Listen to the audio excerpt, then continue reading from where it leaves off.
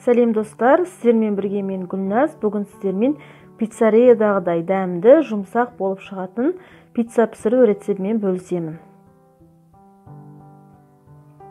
Каналыма тіркеліп, қоңырауша белгісін басып кетуді ұмытпаңыздар.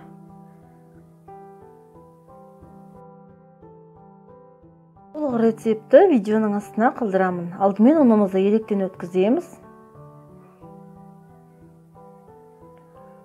Біраз қасық қант, шай қасық тұз, ашытқы,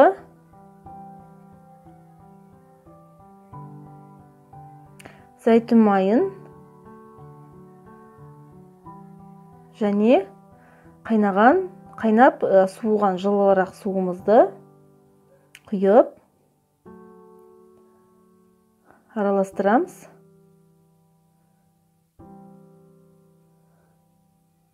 Енді қолымызбен қамыр илейміз.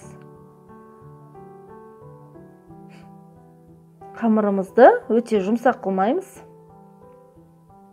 Енді бетін жауып 40 минутқа қалдырамыз.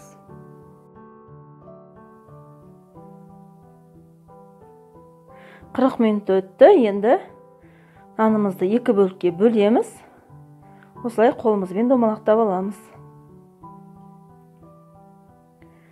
Екеуіне де бір шай қасық зәйтүн майын жағып,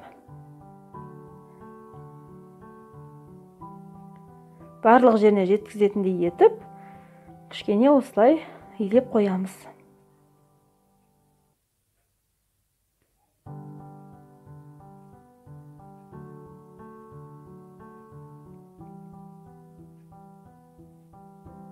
Бетін жауып 15 минутқа қалдырамыз.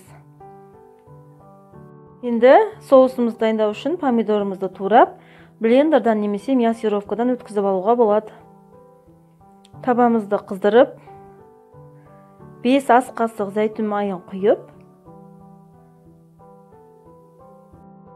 паприка 1 шай қасық салып, осылай тез араластырамыз.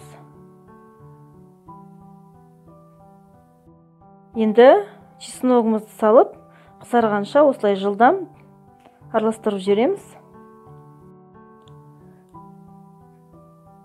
Чесногымыз қызарғанда үстіне тартылған помидорымызды салып, араластырып,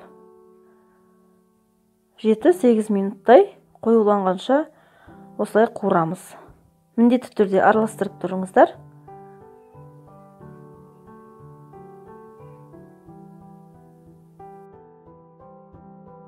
Уақытта духовкамызды ең жоғарғы градуста қыздырып қоямыз. Тестамызды осылай жаямыз. Үстіне дайын соусымызды жағамыз.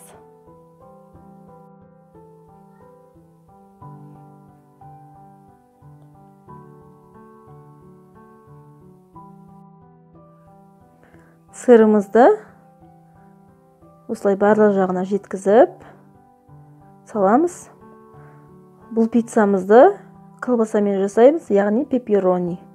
Екінші пиццамызды помидормен жасадым, маргарита. Мінекей 7-8 минут пісіріп алдым. Өте дәмді және жұмсақ болып шықты. Сіздер де жасап көріңіздер.